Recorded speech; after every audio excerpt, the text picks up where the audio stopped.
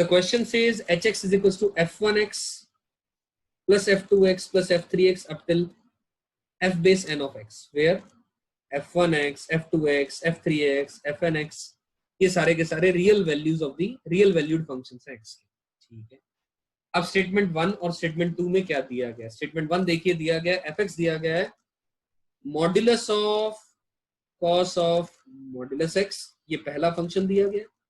दूसरा function cos inverse of signum x, तीसरा function modulus of ln x। कहा गया है it is non derivable at 3 points, 3 point पर नॉन डेरिवेबल है। किस इंटरवल में? 0 से लेकर के 2 पाई के अंदर। तो ठीक है, एक मिनट लिए स्टेटमेंट 1 पढ़ी हमने। हमने डेरिवेबिलिटी के ऊपर कमेंट करना है। ये 3 फंक्शन दे रखे हैं, कौन कौन सा? ये पहला फंक्शन है, ये दूसरा फंक्शन है, ये तीसरा फंक्शन है। और स्टेटमेंट 2 कह रहा है कि f base i exactly one function f i x के अंदर में जब i की वैल्यू 1 से n तक है नॉन डेरिवेबल है and the rest are differentiable at x equal to a makes hx as non derivable at x equal to a। Statement 2 को समझने का प्रयास करें दोस्तों। स्टेटमेंट 2 में कहा गया है अगर जैसे कि ये दिया गया hx is equals to f1x plus f2x up till fnx, तो अगर मान लीजिए स्टेटमेंट 2 कह रहा है अगर इफ f1x, मान लो मैं x equals to i equals to 1 के कोरस्पोंडिंग बात कर ले रहा हूं, f1x इज नॉन डेरिवेबल, मान लो f1x नॉन डेरिवेबल है at x equal to a, तो और सारे के सारे remaining f2x up till fnx ये सारे के सारे डेरिवेबल हैं, ये सारे के सारे क्या हैं? डेरिवेबल हैं at x equals to a पर। तब जो नेट फंक्शन है hx जो है वो नॉन डेरिवेबल हो जाएगा, जो नेट फंक्शन है hx जो है वो नॉन डेरिवेबल हो जाएगा, ऐसा कह रहा है स्टेटमेंट नंबर 2। तो ठीक है, मेरे हिसाब से स्टेटमेंट नंबर 2 बिल्कुल सही है, 100% सही है। समझ में आई बात? ये मैं रिपीट कर रहा हूं इस बात को, और हमने 4 ऑप्शंस में से कमेंट करना है कि स्टेटमेंट 1 और 2 में से ट्रू और फॉल्स है क्या है, और स्टेटमेंट 1 अगर ट्रू है तो 2 उसका रीजन है या नहीं है, ये बातें कमेंट करनी है। हमने ABCD 4 ऑप्शन दिए हुए हैं। तो ठीक है, तो मैं ये बात पे बिल्कुल आप लोगों को बोल सकता हूं बिल्कुल क्लियरली कि अगर hx दिया है, सिंपल बात करूं fx प्लस gx, ये वाला फंक्शन नॉन डेरिवेबल है at x equal to a, और ये डेरिवेबल है at x equal to a। Concept है ये, पढ़ लें आप, ध्यान से सुने। तो कंफर्म है इट विल इंप्लाई कि hx is non derivable, hx is non derivable at x equals to a। 100% सही है बात ये।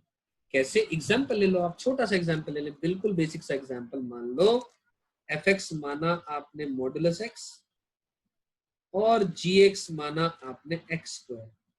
तो ध्यान से देखें दोस्तों, hx is equal to modulus x plus x square लिखूंगा, ये 0 पर नॉन डेरिवेबल होता है, ठीक, और ये 0 पर डेरिवेबल होता है, सही।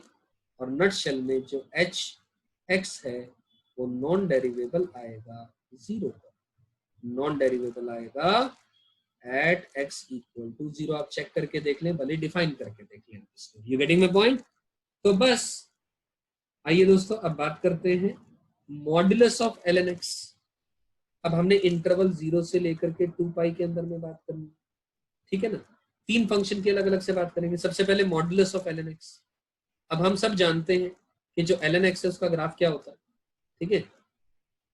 ln x का ग्राफ की बात करूं तो सिंपल है, देखिए दोस्तों, ln x के ग्राफ की बात करूं और इसका मॉड की बात करूंगा तो ये वाली चीज नीचे से यहां आ जाए, correct. This point is 1,0। This is the graph of modulus ln x using the basic transformation rules, correct. तो ठीक है, क्या ये डेरिवेबल है 1 पर? No, not at all. यहाँ पर तो क्या आ रहा है? शार्प कॉर्नर आ गया, this is a sharp corner. तो कंफर्म हो गया non derivable at x equals to 1। ठीक है, यहां तक समझ आ गई बात। This is non derivable at x equals to 1। Okay, अब बात करते हैं मॉडुलस कॉस मॉड x की।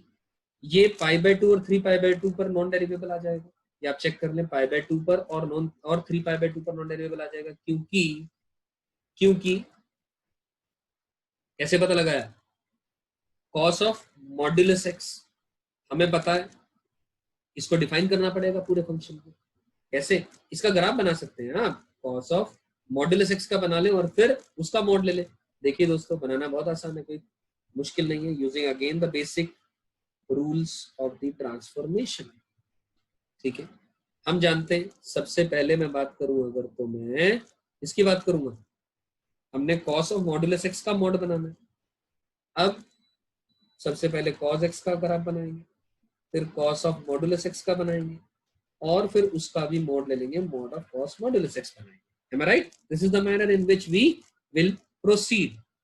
तो cos of modulus x, तो हम जानते हैं जो x पॉजिटिव रीजन होता है उसके अंदर में cos x का ग्राफ ऐसा कुछ होता है। क्लियर? तो x cos x से मॉडुलस x पे जाने के लिए हम क्या करेंगे? जहां पर x नेगेटिव है वो वाला हटा करके जो पॉजिटिव रीजन में है उसी का रेप्लिका ले लेंगे, यानी ये ले लिया। इनफैक्ट ये वही रहेगा, कोई फर्क नहीं पड़ेगा, और उसके अंदर माइनस एक्स जाए या एक्स जाए कोई फर्क नहीं पड़ता, वैसे भी अपने को पता है। तो ये ग्राफ आ गया। अब इसका मॉड लेना है, इसका मॉड लेना है तो नीचे की चीज उठ करके ऊपर आ जाएगी, दैट्स इट। ये and we got to talk about in the interval 0 से लेकर के 2 पाई। तो ये this one is pi and this one is 2 pi. ठीक है, तो नटशेल में मैं बोलूं तो this is the required graph, this one and this one, यानी इसको मैं हाईलाइट कर दे रहा हूं, this one and this one, और ये रहा। अब यहां पर ध्यान से देखें दोस्तों, तो हमारे जो पॉइंट्स आ रहे हैं वो कौन कौन से आ गए नॉन डेरिवेबिलिटी के? एक ये आ गया और एक ये आ गया, यानी पाई बाय 2 और 3 पाई बाय 2, पाई बाय 2 और 3 पाई बाय 2, यही हमने लिखा, पाई बाय 2 और 3 पाई बाय 2 पर नॉन डेरिवेबल। अब कॉस इनवर्स के अंदर में सिग्नम एक्स अब 0 से 2 पाई है। अब सिग्नम के अंदर में इनपुट पॉजिटिव जा रहा है तो आउटपुट 1 ही आएगा, यानी कॉस इनवर्स 1, यानी वैल्यू 0। तो ये तो ऑलवेज, ये तो एक कांस्टेंट फंक्शन हो गया, this is a constant function, this is a constant function. ये बात क्लियर हो गई? तो इसका मतलब एक पॉइंट ये आ गया, दूसरा और तीसरा, ये 3 पॉइंट आ गए। तो 3 पॉइंट ऐसे आए, इसका मतलब 3 पॉइंट आ गए जहां पर फंक्शन जो नट शेल में फंक्शन है, मतलब ये एक पॉइंट पर ये नॉन डेरिवेबल है, 2 पॉइंट्स पर ये नॉन डेरिवेबल है, ये ऑलवेज डेरिवेबल है। तो मैं ऐसा कहूंगा 100% कि 3 पॉइंट पर ये फंक्शन नॉन डेरिवेबल होगा। कौन सा function? Which function we are talking about? मैं hx की बात कर रहा हूं। ये स्टेटमेंट नंबर 1 बिल्कुल सही है, और स्टेटमेंट नंबर 2 भी उसका 100% रीजन सही है। तो इसका मतलब ए स्टेटमेंट सही हो जाएगी, statement 1 is true and statement 2 is the correct explanation for the statement number 1। I am sure इस क्वेश्चन से आपने ये कॉन्सेप्ट सीखा जो मैंने अभी अभी यहाँ पढ़ाया। और इसी रिलेटेड और भी दूसरे कॉन्सेप्ट होते हैं, कौन से? जैसे नॉन डेरिवेबल, डेरिवेबल प्लस डेरिवेबल क्या आएगा? हमेशा डेरिवेबल आएगा। नॉन डेरिवेबल प्लस नॉन डेरिवेबल क्या आएगा? सोचे क्या आंसर आएगा, इसके बारे में सोचे कि उसको वेरीज क्वेश्चन टू क्वेश्चन, उसके बारे में हम एग्जैक्टली आंसर नहीं दे सकते, क्वेश्चन टू क्वेश्चन वेरी करेगा। क्लियर? सो और ग्राफ भी बनाना हमने सीखा using the basic transformation rule in this question.